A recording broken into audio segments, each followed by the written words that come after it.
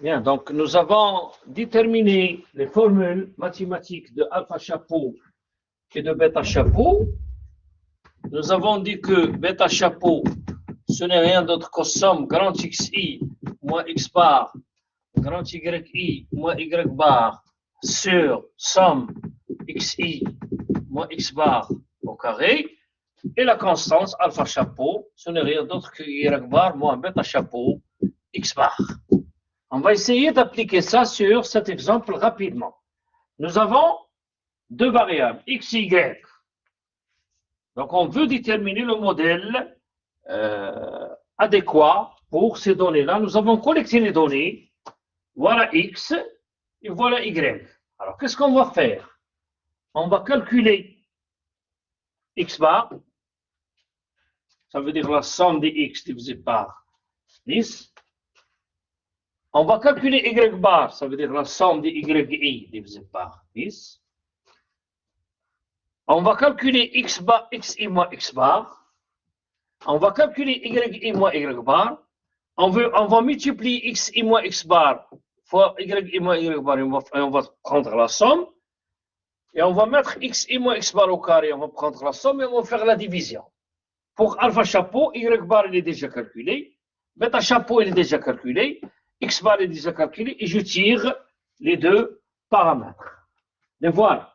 Donc, vous voyez les calculs ici. C'est très simple, c'est très simple. Ça se fait sur des logiciels. Voilà xi moins x bar. Voilà yi moins y bar. Voilà xi moins x bar au carré. Voilà xi moins x bar fois yi moins y bar. Et donc, bêta chapeau, ou bien A chapeau, comme vous voulez, il est égal à la somme des x i moins x bar, y moins y bar, ça veut dire la somme de ça, voilà. Elle est là. Divisé par somme des x i moins x bar au carré, ça veut dire cette somme, elle est là. Il est égal à 0,78. Le alpha chapeau, ça veut dire le A0 dans ce modèle-là, il est égal à y bar. Donc, y bar, ce n'est rien d'autre que la somme, la voilà, la moyenne, c'est 9985, moins le bêta chapeau, ça veut dire le A chapeau ici, 0,70 fois x bar, la moyenne de x bar, c'est 11 000, ça va vous donner 1176,08. Donc, finalement, vous aurez un modèle Y égal à 1176,08 plus, parce que le bêta est positif, 0,78 fois x. Et voilà le modèle déterminé par la méthode du moindre carré ordinaire. Alors là, c'est la droite. Cette droite-là, elle est tracée. Hein. Si je donne 0 à x, donc y égale à 1176, donc si je donne 0 à x, y égale à 1176. Si je donne à y0, x est égal à moins 1176,08 divisé par 0,78, et je trace la droite. Bien sûr, cette droite, il passe obligatoirement, comme on va le voir après, par x bar et y bar. S'il s'agit de la consommation en fonction de revenus, donc c'est une relation linéaire, et voilà, et vous voyez que la droite, elle passe tout près du réel, le nuage de points. Voilà. Elle passe au milieu du nuage du point. Le rapport détaillé sur Excel, donc voilà la constante. Si vous introduisez ces données dans le logiciel, il va vous donner tout simplement, il ne va pas vous donner les formules et tout ça, il va vous donner directement à quoi est égal la constance et à quoi est égal le coefficient attaché à la variable x, 0,79 à 0, mais ça. Donc, et on peut utiliser ce modèle maintenant pour la prédiction, ça veut dire pour prévoir l'avenir, mais à condition de savoir est-ce que ce modèle est apte à prédire. Ça, on va le voir après au niveau des tests d'hypothèse. Sur eViews, si vous travaillez sur eViews, voilà les résultats que vous aurez. Vous introduisez les données et vous aurez les résultats sur EVOS, voilà la constante égale à 1176,073. Le revenu, ça veut dire le bêta chapeau égale à 0,78. Ça, c'est dépendant de variable production. La méthode utilisée, c'est l'Est-Squares, méthode du moindre carré. Ça, c'est la date et le temps. Exactement, c'est 19h28, la réalisation de la régression. Simple, c'est l'échantillon. Included observation, c'est le nombre de variables, des observations qui ont été utilisées. Et ça, c'est un ensemble de paramètres qu'on va voir après. Donc, maintenant, nous sommes arrivés à déterminer une droite de régression. Y égale moins 1, moins 1176,8 plus 0,78x, c'est une droite de la forme y égale a x plus b.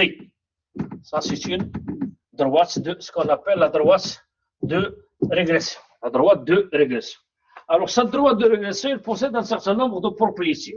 C'est une ligne de régression.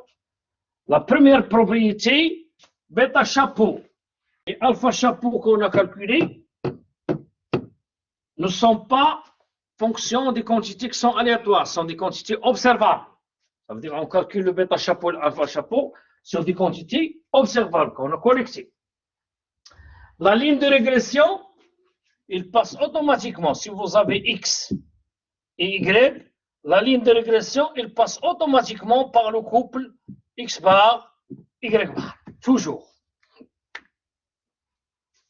Démonstration. Nous avons y chapeau égale à alpha chapeau plus bêta chapeau x. Ça, c'est le modèle. Si x prend la valeur x bar, donc y chapeau, il est égal à alpha chapeau plus bêta chapeau x bar. OK? Égal y bar moins bêta chapeau x bar. Pourquoi y bar moins bêta chapeau x bar? Parce qu'on a démontré en haut que alpha chapeau, c'est y bar moins bêta chapeau x bar. Plus bêta chapeau x bar. Donc, je simplifie par les deux bêta chapeau x bar. Donc, la valeur estimée y chapeau égale à y bar. Ça veut dire si x prend la valeur x bar, y chapeau il prendra automatiquement la valeur y bar. Si x prend la valeur x bar, y il prendra automatiquement la valeur y bar. Donc, la ligne de régression passe nécessairement par le couple x bar y bar.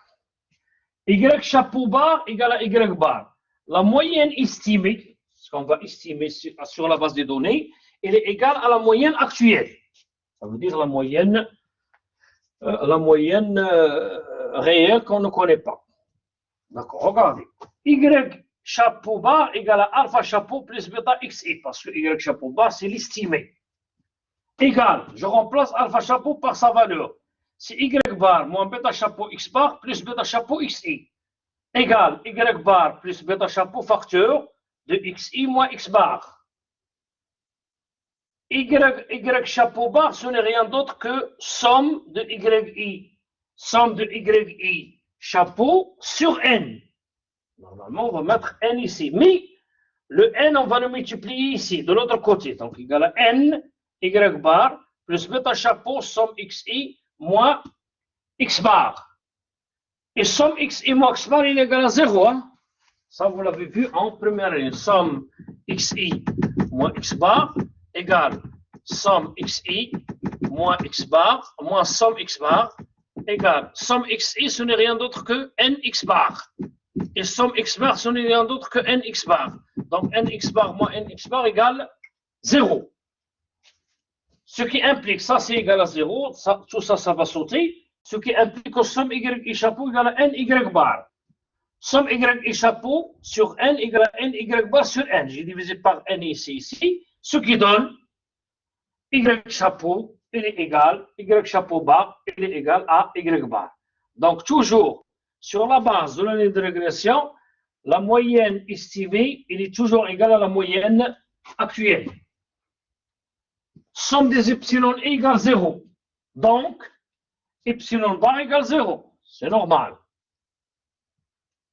Somme des epsilon xi égale 0. somme des epsilon i moins epsilon bar xi moins x bar égale à somme epsilon i xi moins x bar somme epsilon i. Pourquoi? Regardez. Somme des epsilon i doit être égale à 0. C'est pourquoi on a mis le carré pour ne pas avoir le 0. Alors regardez. Nous avons dit en haut, dans les hypothèses, que somme epsilon i xi égale 0. Somme epsilon i moins epsilon xi moins x bar. Pourquoi j'ai ajouté le epsilon bar ici, le x bar ici? Pour chercher la corrélation entre epsilon et x bar. Ceci, il est égal à somme epsilon i xi. Pourquoi? Parce que epsilon bar, elle est nulle. Fois x bar somme epsilon i. X bar somme epsilon i. Il est égal à somme epsilon i xi. Ceci doit être égal à 0. Ça veut dire qu'il n'y a pas de relation entre les epsilon et les variables explicatives. Une autre propriété de la ligne de régression, la valeur estimée n'a pas de relation avec les résidus. La valeur qu'on va estimer à travers le modèle ne doit pas avoir une relation avec les résidus. Somme yi chapeau, c'est-à-dire la valeur estimée, n'a pas de relation avec epsilon i. Donc somme yi alpha chapeau égale quoi? Yi chapeau, ce n'est rien d'autre que alpha chapeau plus bêta chapeau ici, parce que c'est le modèle estimé, fois epsilon i. Il est égal à alpha chapeau somme epsilon i, plus bêta chapeau somme epsilon i x. Et tout ça égale à 0. Pourquoi? Parce que somme des epsilon i est égale à 0. Et nous avons, là il manque une somme ici, somme bêta chapeau somme epsilon i xi. Et somme epsilon i xi, on a démontré qu'il est égal à 0. On a démontré qu'il est égal à 0, donc tout ça est égal à 0. Donc, il n'y a pas de relation entre les epsilon et la valeur y estimée. Pardon. La valeur y estimée.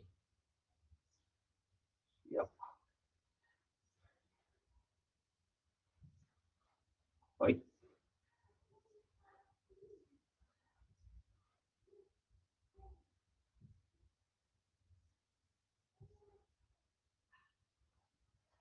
Donc, jusqu'à maintenant,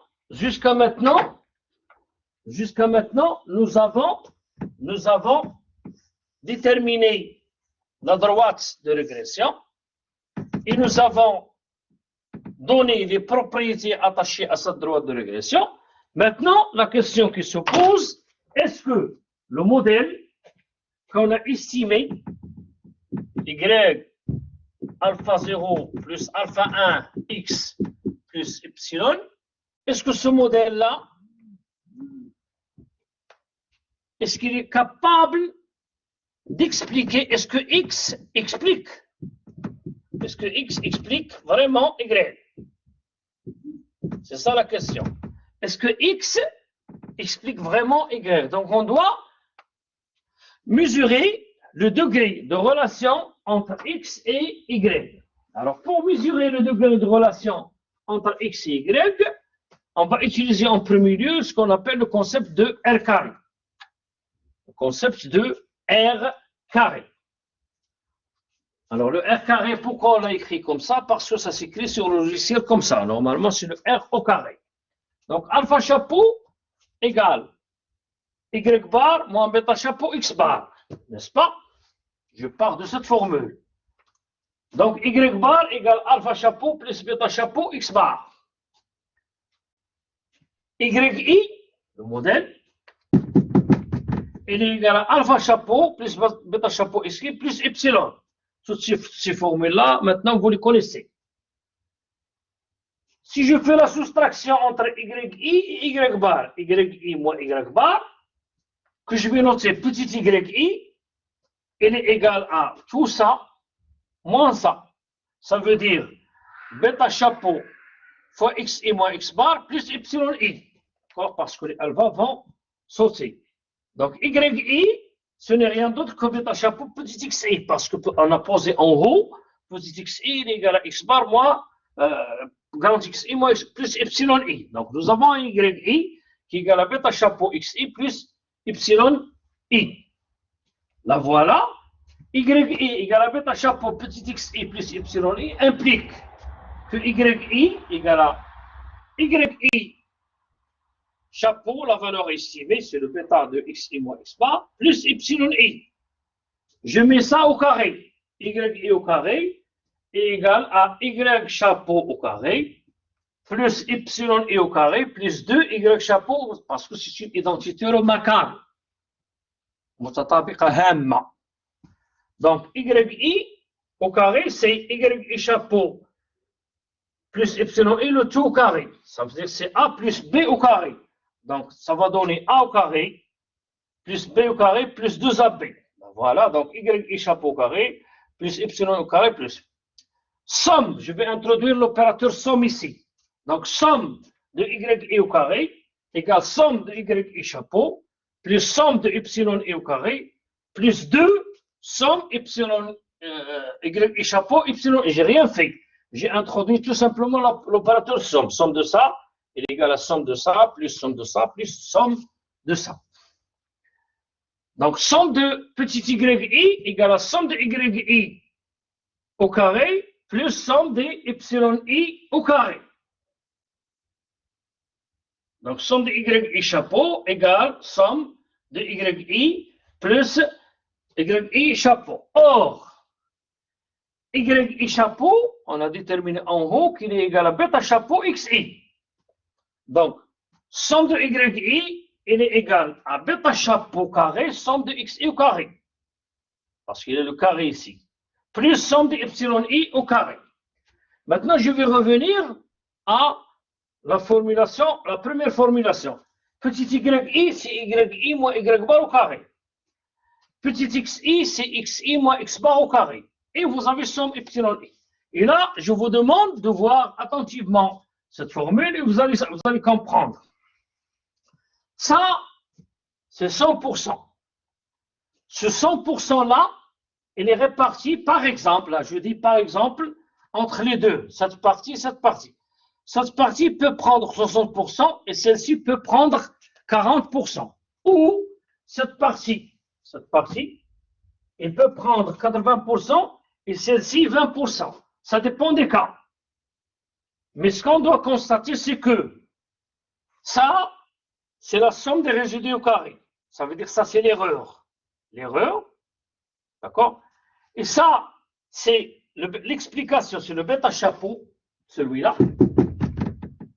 Et ça, c'est le total. Donc, bêta chapeau au carré, somme xi moins x bar, ce n'est rien d'autre que la variance de x. La variance de x, ça veut dire la variance explicative. Somme de epsilon i, ce n'est rien d'autre que la variance des résidus. Somme y moins y bar au carré, ce n'est rien d'autre que la variance de y. C'est comme si vous avez y, il est expliqué par deux composantes. Il est expliqué par cette composante et celle-ci. Alors, ce qui nous intéresse, nous, c'est que cette composante-là qui doit prendre la part des liants dans l'explication, non pas celle-ci. Celle-ci qui doit prendre une plus large part par rapport à celle-ci. Donc, plus bêta chapeau au carré, somme xi moins x bar au carré, prend un pourcentage important par rapport à celle-ci, plus le modèle, il est consistant. Donc, pour pouvoir savoir ça,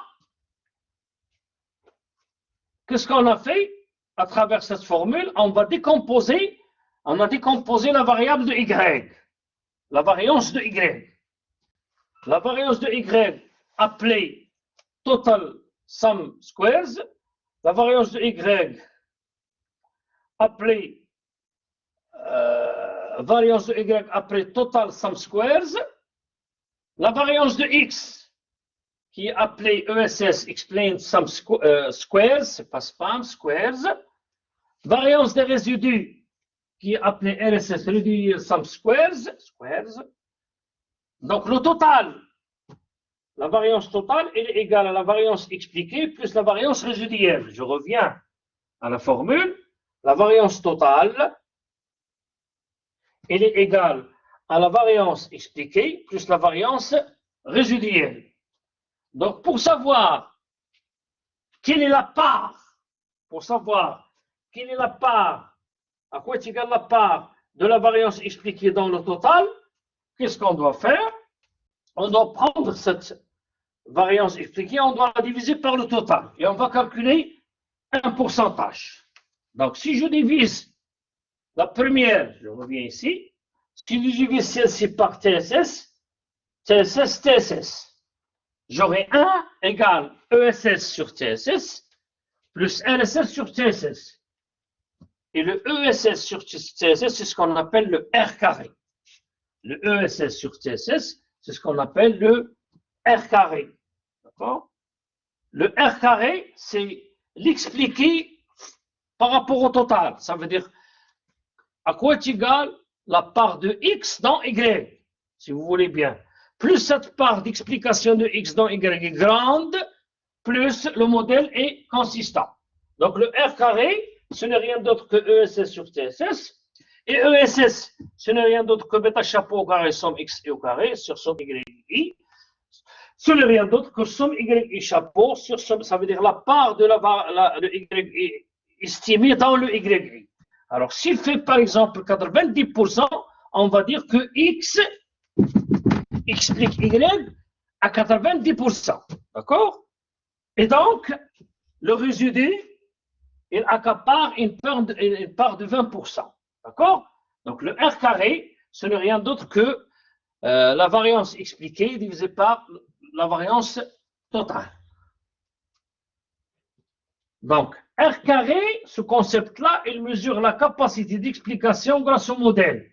Généralement, je dis bien généralement, les statisticiens, ils tolèrent 80%. Ça veut dire, si le R carré dépasse 80%, on dit que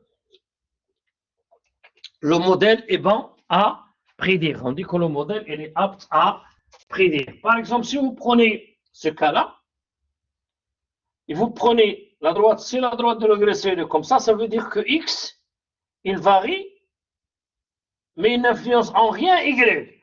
Donc là, le R carré, vous allez trouver un R carré qui est égal à nul, égal à 0. Ça veut dire que il n'y a pas de relation entre X et Y. C'est ça le concept de R carré. Là aussi, vous pouvez trouver comme ça, un R carré égale 0. La droite, il est comme ça, mais la relation n'est pas linéaire. Donc, il ne fallait pas utiliser la méthode des moins de carré ordinaire. Donc, bien sûr, le concept de R carré, il est utilisable pour voir est-ce que le modèle est apte à prédire ou pas, mais l'appréciation sur R carré, elle est nécessaire, mais non suffisante. Ça veut dire que je dois avoir R carré. Si jamais R carré dépasse les 80%, je dois passer à d'autres indicateurs pour voir est-ce que le modèle est consistant à prédire. Mais si jamais le R carré est déjà inférieur à 80%, là, je dois m'arrêter. Je dois avoir soit les données, soit la théorie, soit les variables, soit. Donc, et lorsque je regarde le R carré et je vois que le R carré il est consistant, ça veut dire le modèle dans sa globalité, tout le modèle, ça veut dire X, il influence Y dans sa globalité. Mais est-ce que vraiment le paramètre X impacte Y? Est-ce que vraiment X est là? Donc je dois creuser davantage pour savoir est-ce que la variable X explique vraiment la variable Y. Et de là, les conditions pour un bon estimateur dans un modèle sont de l'ordre de 3 qu'il faut vérifier. La linéarité, l'imbiésure et le minimum de variance. Qu'est-ce que ça veut dire? Ça veut dire que l'estimateur de alpha ou de bêta, il doit être linéaire il doit être sans biais. Et là, vous avez fait ça. L'imbiaisure, c'est l'espérance de x bar, par exemple, égale à m. On dit que x bar est un estimateur de m sans biais. Il doit avoir minimum variance. Ça veut dire qu'il doit être entaché du minimum d'erreurs. D'accord? Donc, il doit être linéaire, imbiaisé et minimum variance. Alors, cette notion s'appelle le blue. Le blue. Best linear imbiased estimator. The blue. The best linear imbiased estimator. Ça s'appelle le blue. Donc, n'importe quel estimateur par méthode de moindre carré ordinaire, il doit être blue. Alors, s'il ne vérifie pas les conditions de blue, ce n'est pas un bon estimateur. Alors, nous, qu'est-ce qu'on va faire? L'estimateur qu'on a calculé alpha 1, chapeau qui est égal à somme xi moins x bar, yi moins y bar, c'est la somme xi moins x bar au carré. Est-ce que c'est un estimateur linéaire?